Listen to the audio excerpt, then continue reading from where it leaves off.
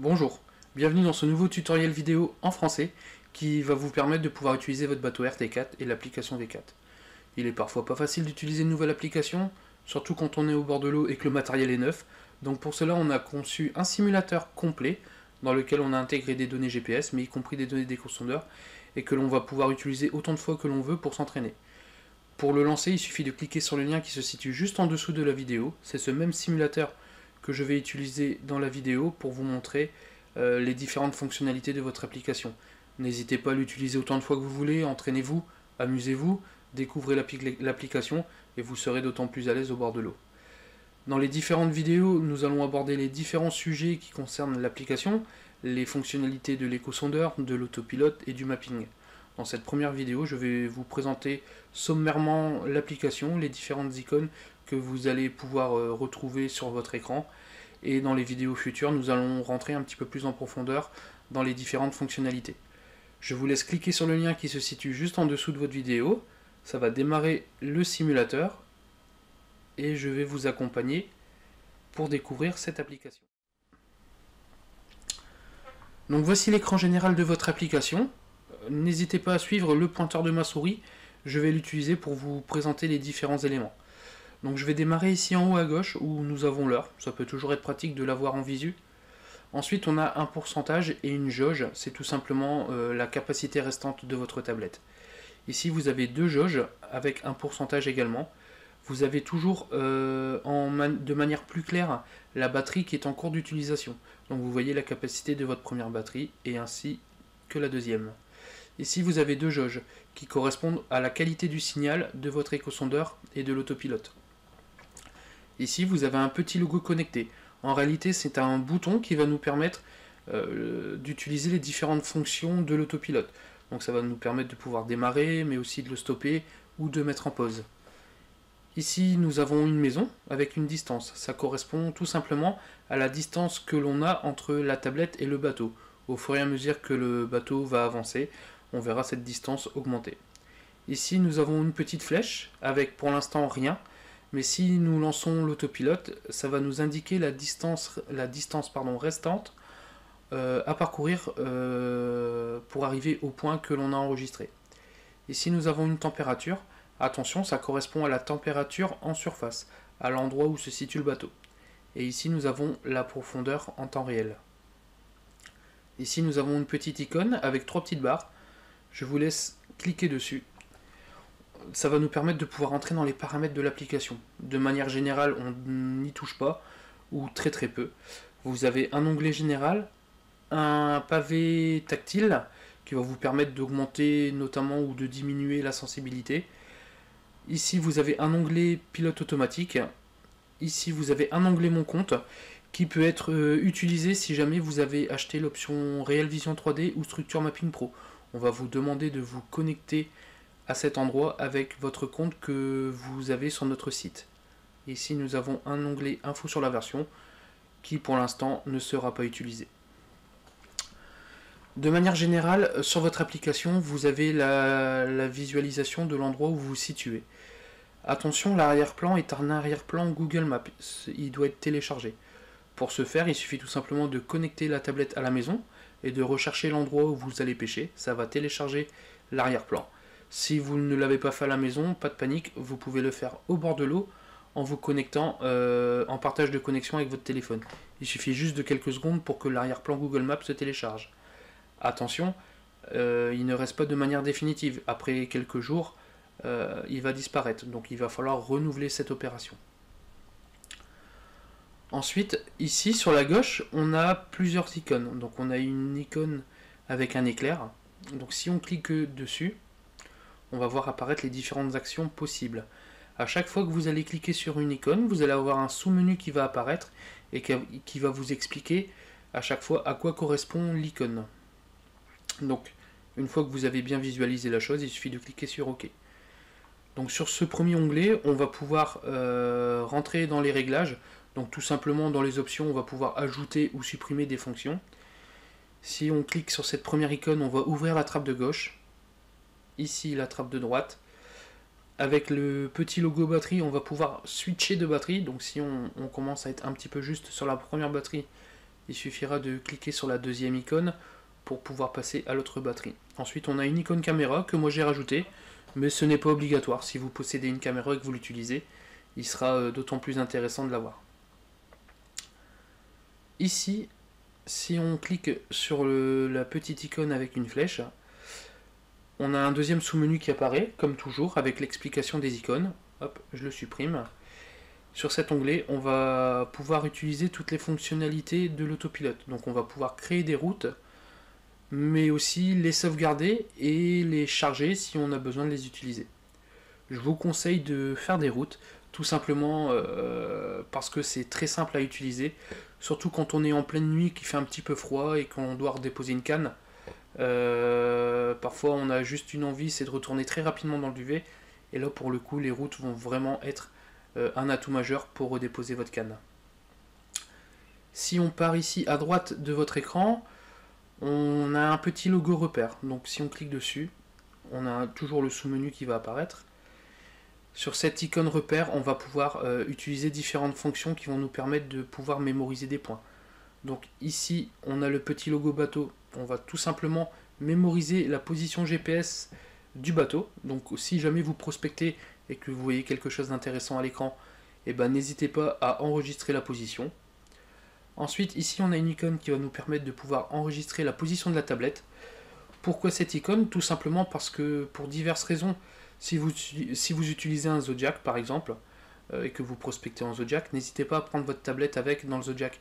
Elle va vous permettre de pouvoir enregistrer la position de la tablette, et tout simplement ensuite vous allez pouvoir réutiliser ce point et déposer à l'aide de votre bateau amorceur. Et ici on a une fonction rechercher qui va vous permettre de pouvoir rechercher l'endroit où vous vous situez, si jamais notamment vous connectez votre tablette sur le Wi-Fi de la maison et que vous souhaitez télécharger l'arrière-plan Google Maps. Ici on a une icône avec une carte qui va nous permettre de pouvoir modifier un petit peu ce que l'on a à l'écran. Donc si on clique sur cette icône, on va passer dans une vue complètement verticale à une vue plutôt en perspective. Après c'est une question de goût, vous faites comme vous voulez. Moi de manière générale j'utilise toujours la position, la vue en perspective. Et ici si vous cliquez sur la petite sphère, vous allez pouvoir supprimer la superposition Google Maps et avoir une carte un petit peu plus traditionnelle.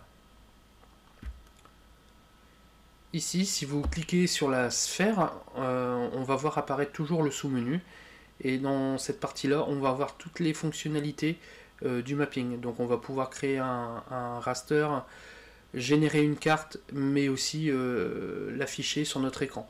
Pour l'instant, je ne vais pas aborder le sujet du mapping, ça sera le sujet d'une autre vidéo. Alors, hop, je vais remettre la vue Google Maps. Voilà, parfait. Ici, ensuite, on a la vue de l'échosondeur. Vous pouvez augmenter ou diminuer sa taille. Par exemple, si vous prospectez, il est bien plus intéressant d'avoir l'échosondeur en grand écran et la position GPS en petit. Donc pour inverser, il suffit tout simplement de cliquer sur la petite flèche qui est ici. Hop, donc là on a bien l'échosondeur qui est en grand plan et ensuite la partie GPS qui est en tout petit.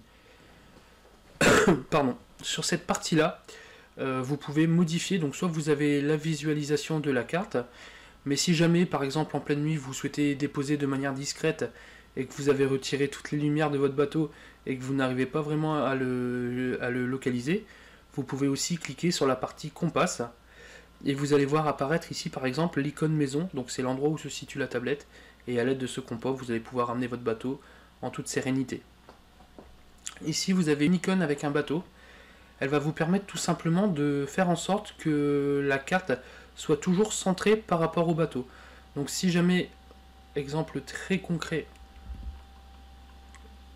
vous avez zoomé sur votre carte et que vous voyez plus votre bateau, et ben il suffit tout simplement de cliquer sur ce bouton et ça va recentrer votre image par rapport à l'endroit où est le bateau.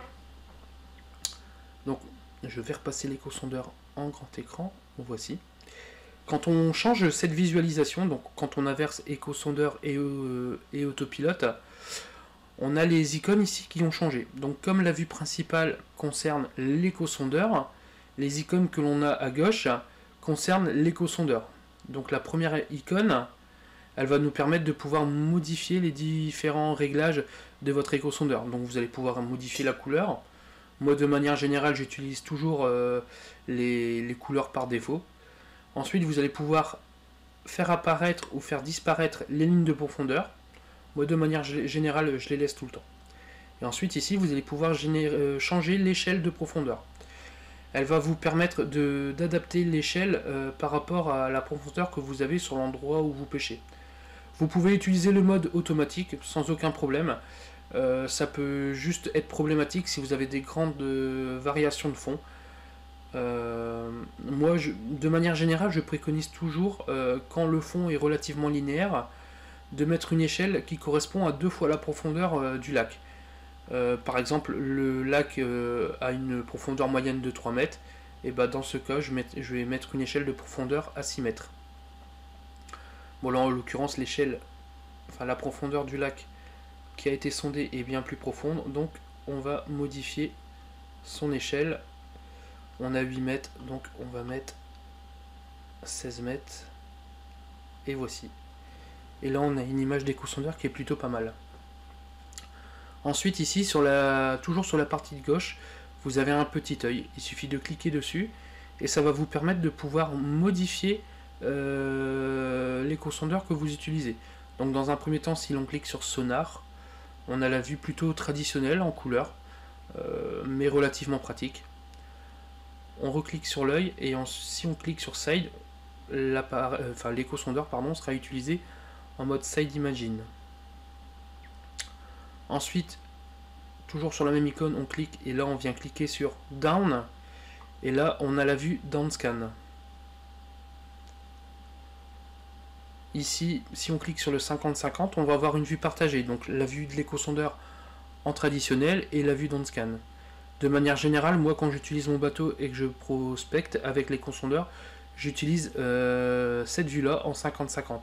C'est pour moi la vue la plus simple à utiliser pour analyser très rapidement ce qui se passe au fond de l'eau.